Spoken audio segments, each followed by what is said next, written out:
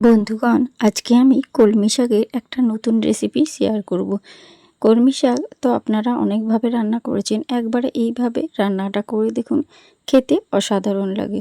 তো তার জন্যেই প্রথমে আমি এখানে এক আঁটি কলমি শাক নিয়েছি। আর কলমি শাক থেকে এরকমই যে নোংরা পাতাগুলো থাকে সেগুলোকে কিন্তু এইভাবে বেছে নিতে হবে, কারণ শাকে অনেক সময় পোকা থাকে বা নোংরা পাতাও থাকে, ঘাস থাকে, সেগুলো এইভাবে বেছে নিচ্ছি।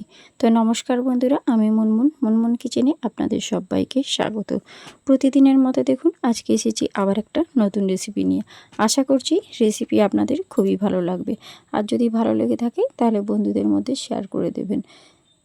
তো কলমি শাক এখন বাজারে অনেকটাই বেশি পরিমাণে পাওয়া যাচ্ছে। তো আপনারা এরকম ফ্রেশ কলমি শাক এনে এইভাবে রান্নাটা করে দেখবেন। গরম ভাতের পাতে এইরকম একটা শাকের রেসিপি থাকলে আর কিছুই চায় না। তো দেখুন বন্ধুরা, সমস্ত শাকটাই আমার বাছা হয়ে গিয়েছে। এবারে এই শাকটা থেকে অল্প কিছু পরিমাণে শাক এইভাবে নিয়ে নিলাম। নিয়ে একটা ছুরির সাহায্যে আমি শাকটাকে ঠিক কুচো কুচো করে কেটে নেব। তবে শাকের যে এই যে ওপরের যে মোটা অংশগুলো ওগুলো বাদ দিয়ে দিচ্ছি, তারপরে নিচের যে নরম অংশটা সেটাকে ঠিক এইভাবে কুচো করে নিচ্ছি। আর এই কাজটা আপনারা বটিতেও করতে পারেন, তবে আমি কিন্তু ছুরির সাহায্যে করে নিচ্ছি। একদম ইউনিক স্টাইলে একটা কলমি শাকের রেসিপি আপনাদের সঙ্গে শেয়ার করছি, খেতে দারুণ লাগে। আর এই শাকের রেসিপিটা থাকলে অন্য কোনো কিছুই লাগবে না, এক থালা ভাত এই শাক দিয়েই খাওয়া হয়ে যাবে। আর গরম ভাতের পাতে প্রথম পাতে যদি এরকম শাকের একটা রেসিপি থাকে তাহলে আর কিছুই লাগে না বন্ধুরা। তো অবশ্যই একবার হলেও এভাবে ট্রাই করে দেখবেন। আর শাকটাকে ঠিক এইভাবেই একটু ঝিরিঝিরি করে কেটে নেবেন।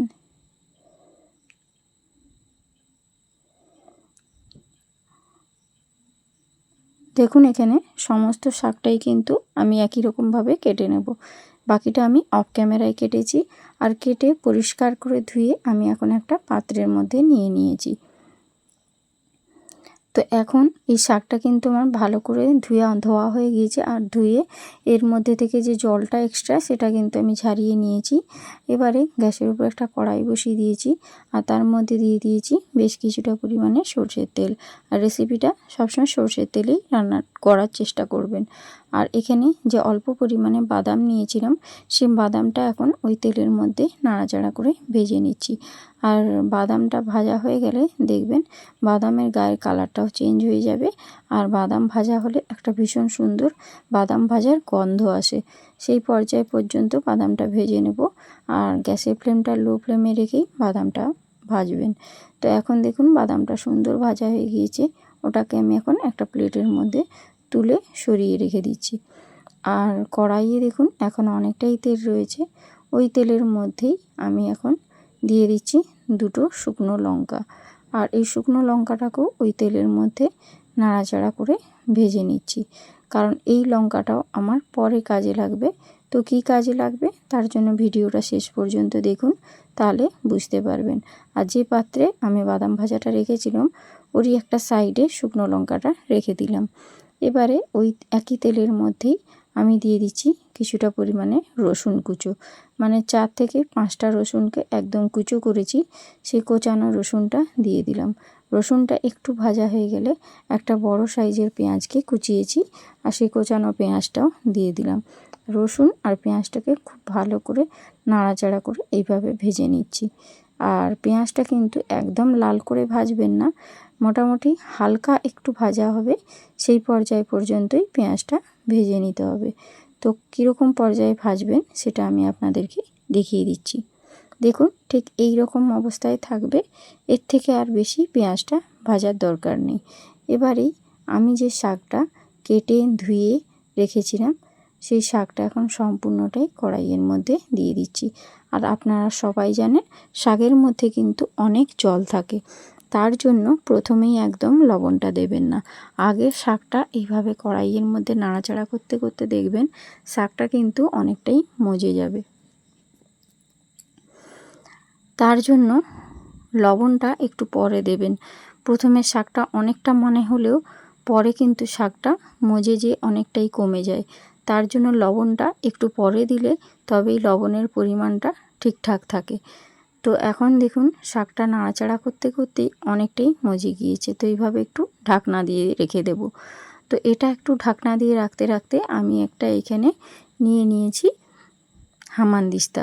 আর ওই হামানদিস্তার মধ্যে ভেজে রাখা বাদামটা আর যে দুটো শুকনো লঙ্কা নিয়েছিলাম সেই দুটো শুকনো লঙ্কা ওই হামানদিস্তার মধ্যে দিয়ে খুব ভালো করে এবারে এইগুলোকে গুঁড়ো করে নিচ্ছি। মানে লঙ্কা আর ভেজে রাখা যে বাদামটা হামানদিস্তাতে দিয়ে ঠিক এইভাবে গুঁড়ো করে নিতে হবে। তো এখন দেখুন বন্ধুরা, খুব সুন্দর করে আমি লঙ্কা আর বাদামটা এইভাবে গুঁড়ো করে নিয়েছি। দেখুন এইভাবেই কিন্তু বাদাম আর লঙ্কাটা গুঁড়ো করে একটা সাইডে সরিয়ে রেখে দিয়েছি। এবারে আমি কিন্তু গ্যাসের ফ্লেমটা লো ফ্লেমে রেখে আমি এই শাকটা রেখে দিয়েছিলাম। এতে শাকটা দেখুন একদম সুন্দরভাবে মজে গিয়েছে। আর যে পরিমাণ প্রথমে শাকটা ছিল কড়া ভর্তি, এখন কিন্তু শাকটা অনেকটাই কমে গিয়েছে। এবারে এই শাকের মধ্যে এখন দিয়ে দেব লবণ। কারণ লবণটা প্রথমে দেইনি এই কারণেই যে শাকটা অনেকটাই মজে যাবে। তো এখন দিয়ে দিচ্ছি পরিমাণ মতো লবণ, 1 চিমটে হলুদের গুঁড়ো, আর দিয়ে দিলাম সামান্য অল্প পরিমাণে একটু চিনি। চিনিটা দিলে স্বাদের ব্যালেন্স করে। যদি আপনারা পছন্দ না করেন তাহলে পুরোটাই স্কিপ করে দেবেন, চিনি দেওয়ার দরকার নেই। তো শাকের মধ্যে একটু চিনি দিলে খেতে বেশ ভালোই লাগে। আর এখন সব কিছু উপকরণ দেওয়া হয়ে গেলে একটা খুন্তি দিয়ে খুব ভালো করে নাড়াচাড়া করে শাকের মধ্যে সব কিছু মিশিয়ে রান্নাটা করে নিচ্ছি। আর লবণ দেওয়ার কারণে শাকটা কিন্তু আরও মজে গিয়েছে। দেখুন একদম অল্প হয়ে গিয়েছে। তো এবারে সব কিছু দিয়ে খুব ভালো করে নাড়াচাড়া করে নিতে হবে যতক্ষণ না শাকের মধ্যে থাকা এক্সট্রা এই জলটা, দেখুন আমি কিন্তু দেখিয়ে দিচ্ছি, এই যে জলটা, এই জলটা যতক্ষণ না শুকনো হয়ে যাচ্ছে ততক্ষণ কিন্তু নাড়াচাড়া করে শাকটা ভেজে নিতে হবে, তবেই এইটা খেতে ভালো লাগবে। আর এই পর্যায়ে দেখুন শাকের মধ্যে থাকা যে এক্সট্রা জলটা সেটা কিন্তু সম্পূর্ণই শুকনো হয়ে গিয়েছে। শাকটা কিন্তু এখন একদম শুকনো শুকনো করে ভাজা হয়ে গিয়েছে। এবারে আমি যে হামানদিস্তায় বাদাম আর লঙ্কাটা রেখেছিলাম গুঁড়ো করে, সেই গুঁড়ো করা লঙ্কা আর বাদামটা দিয়ে দিলাম। এবারে দিয়ে দেওয়ার পর খুন্তির সাহায্যে খুব ভালো করে এবার শাকের সঙ্গে মিশিয়ে এটাকে আবারও কিছুটা সময় ভেজে নিতে হবে। তো একবার এইভাবে শাক ভাজা রান্না করে দেখবেন, খেতে অসাধারণ লাগে। আমি কিন্তু গ্যারেন্টি দিয়ে বলতে পারি এই রকম একটা শাক ভাজার রেসিপি থাকলে যে কেউ কিন্তু এক থালা ভাত খেয়ে নেবে। আর এবারে এখন এর মধ্যে দিয়ে দিচ্ছি 1 চামচ সাদা তিল, আর দিয়ে দিচ্ছি সামান্য অল্প পরিমাণে কাঁচা সর্ষের তেল। সাদা তিল আর কাঁচা সর্ষের তেলটা দিয়ে আবারও ভালো করে নাড়াচাড়া করে আরেকটু ভাজা ভাজা করে নিচ্ছি। তো এখন দেখুন এইভাবে যে শাকের ভাজাটা রান্না করেছি, অনেকেরই কিন্তু এরকম শাক ভাজা অজানা। তো অবশ্যই আমার মতো একবার ট্রাই করবেন। আপনারা কম বেশি সকলেই অনেক রকম ধরনের কলমি শাকের রেসিপি রান্না করতে জানেন, তবে আমার মতো রান্নাটা করার অনুরোধ রইল। একদম 100% গ্যারেন্টি সকলেই কিন্তু চেয়ে চেয়ে খাবে, ছোট থেকে বড় প্রত্যেকেই। তো এখন দেখুন শাকটা আমার সম্পূর্ণ ভাজা হয়ে গিয়েছে আর গ্যাসের ফ্লেমটা আমি এখন টোটালি বন্ধ করে দিয়েছি।